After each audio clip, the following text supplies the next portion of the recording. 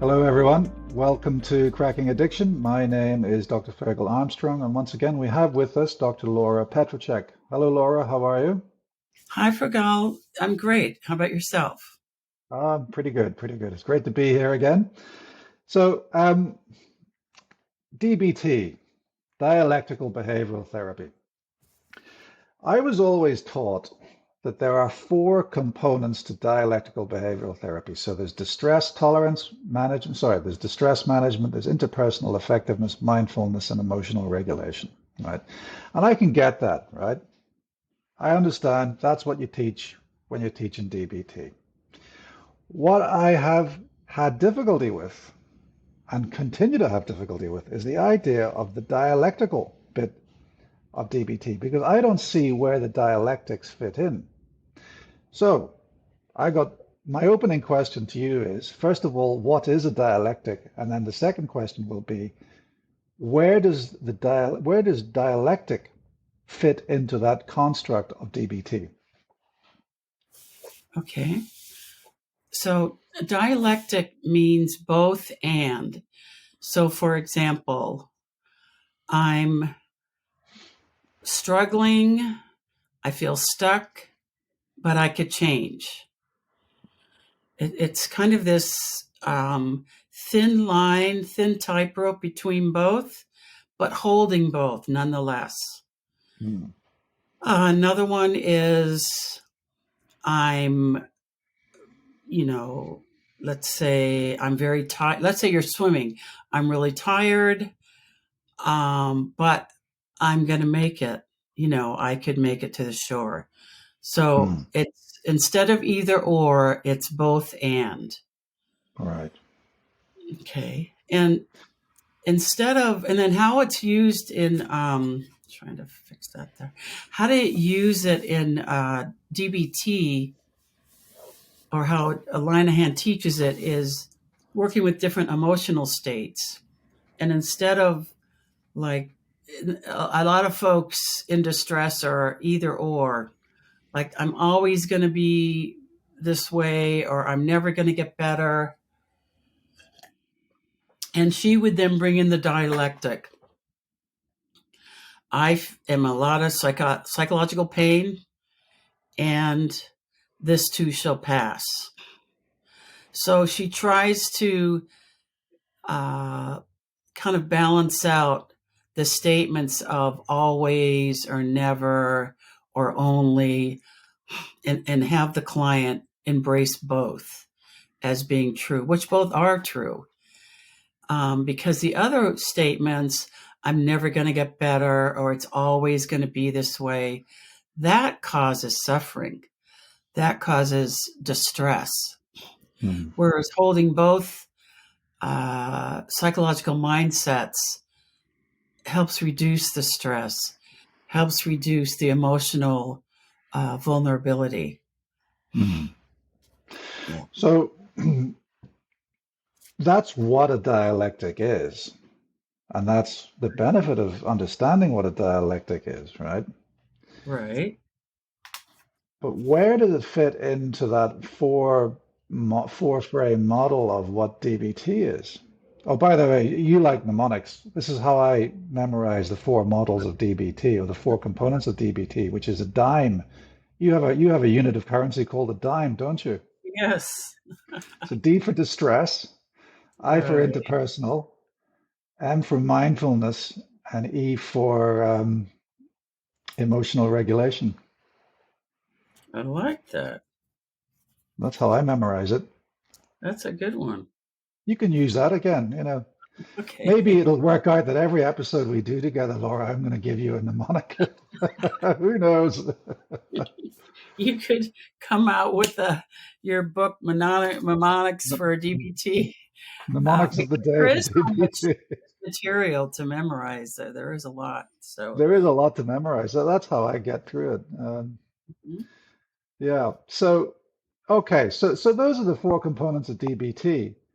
But where does dialectic fit in there? Because the D for distress tolerance does not mean D for dialectics, or is it basically are dialectics one stream and the dime bar is or the dime is another stream of DBT? What do you say? Well, What do you say? okay. So the dialectics are like a thread throughout DBT, Mm. dialectical behavioral therapy. So the dialectics are used, there's probably about 200 worksheets in Marcia Linehan's DBT workbook. Mm-hmm. And woven throughout the worksheets are different examples of using dialectics, but it's not, the dialectics are sometimes in distress tolerance or interpersonal relationships or mindfulness or emotional regulation. So she does have some examples in each of the 4 modules. Right, right. Like, for example, in the interpersonal, you know, I'm really angry and upset with my partner right now.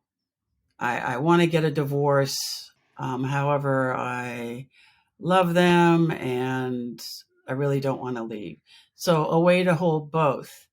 You could feel like you want to leave, you could feel like you want to get a divorce, but how to not just react, that's it, I'm getting divorced. Mm.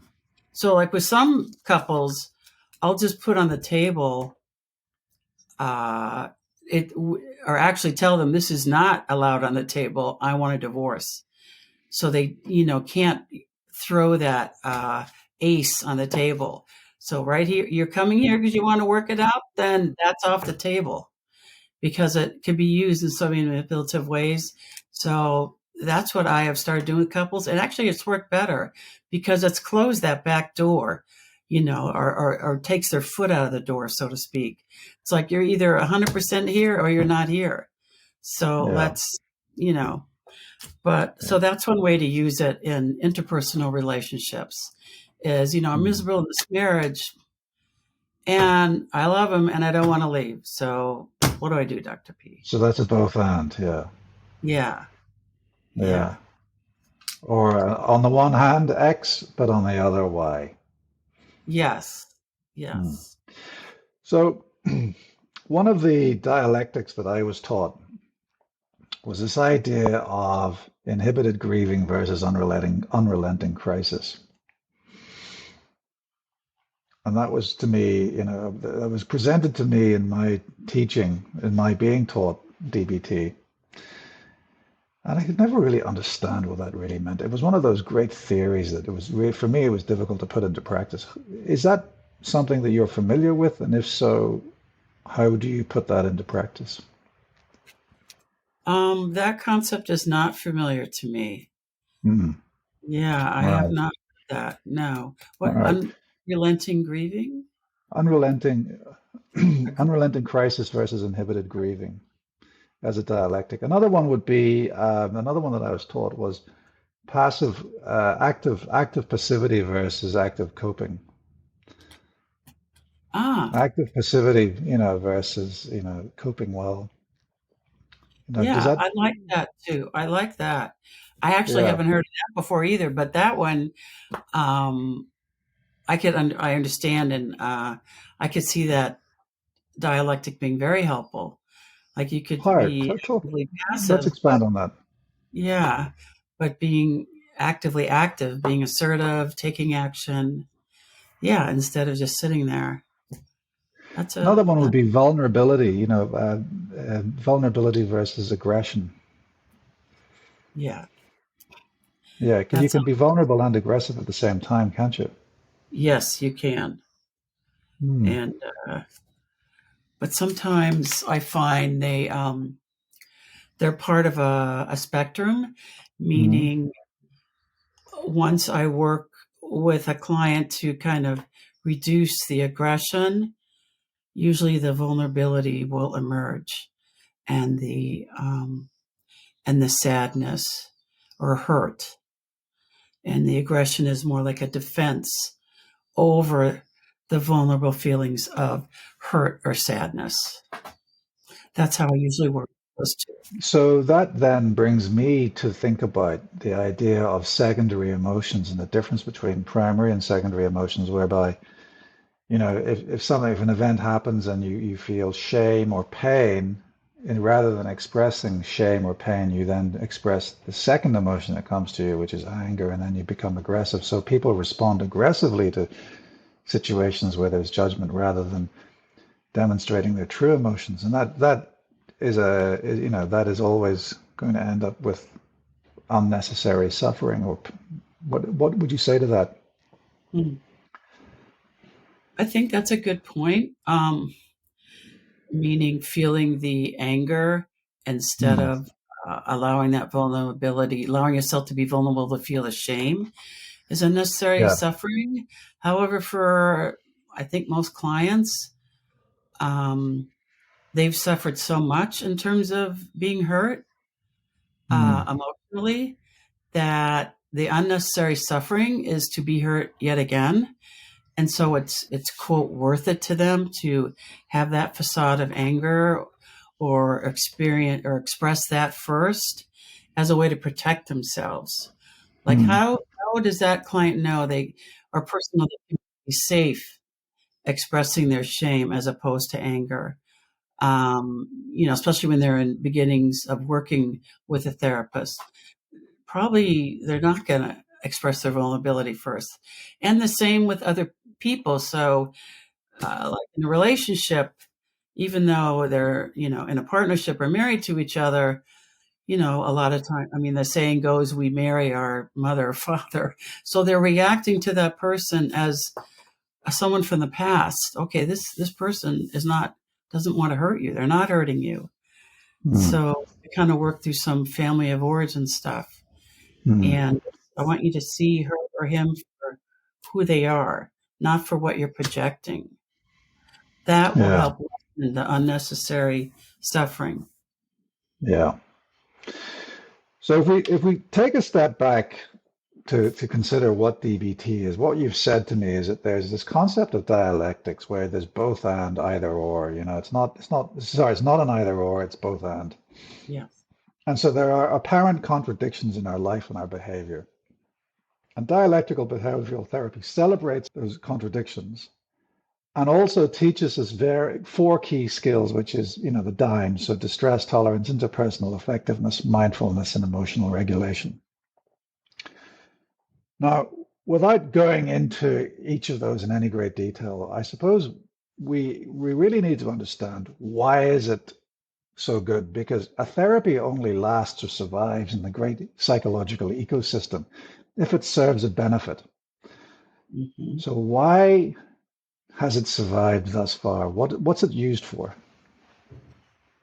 Well, originally, it was researched and used for primarily women who were diagnosed with borderline personality disorder. Hmm. Um, Up until that point, before DBT was discovered or put together as a psychotherapy discipline, they had used cognitive behavioral therapy and mindfulness alone, but they Mm. found that wasn't enough in terms of research. Women were still hurting themselves, a lot of emotional dysregulation, even with CBT and mindfulness. So the dialectic introduction helped them hold both, and especially Mm. integrating them. It's a three-pronged therapy. And I think in terms of a life cycle of a therapy discipline, um, I think DBT is actually expanding. I mean, so for Mm. example, I'm expanding it. I'm using it. My book uses it with people who have alcohol and substance use issues. It seems like every other day I see DBT being applied to another, um, DSM-5, another type of uh, what's it, diagnosis. Mm. So maybe I've seen it used for eating disorders. I've seen Mm. it used for gambling issues, gambling addiction. I've seen DBT applied to working with couples, um, also applied to working with adolescents. So it's really branching out, whereas Mm. some um, it's expanding. The use is like, wow, it works good for this and it works good for that. And so I do see a long life cycle with DBT, and also because it's 3 different therapies in one, whereas some therapies that are just single or singly focused maybe don't necessarily last as long. But then sometimes I think therapies are renamed or rebranded. So, for example, let me see, it was probably, I don't know. I'm going to be I'm doing a training in New York City and Philadelphia next week. And in New York City, I went through the Gestalt Associate for Psychotherapy training. Mm-hmm. And now I've seen it rebranded into somatic counseling. And when that first came out, I said, that's Gestalt therapy. Yeah. Or, the way they're using Gestalt with, Gestalt is also taught in how to work with couples. And now they have, I think it's something, internal family systems. I thought when I first read the training, I'm like, that's Gestalt therapy. So that's another problem as I see it, rebranding different therapies into a new and improved, and mainly to make money. They have these levels, like it's 1,000 for level 1, 2,000 for level 2. Insane. I wasn't trained that way, but going back, I digress. So going back, just to let me ask you, what are the 3 pillars of DBT? Because you said that twice so far. It's the dialectics, cognitive behavioral therapy, and mindfulness. Those are the 3 prongs of DBT. Right. Yeah, those are the 3. So cognitive behavioral, cognition, dialectics, and mindfulness. Yeah. Exactly. Yes. Okay. Right. Yeah. So we've run out of time again, Laura. Okay. I really hope that you can join us again. And most definitely. Thank you for your time and wisdom today. Oh, thank you, Fergal. I really appreciate your offer to have me here. So that's all for today, folks. My name is Dr. Fergal Armstrong, and this has been Cracking Addiction.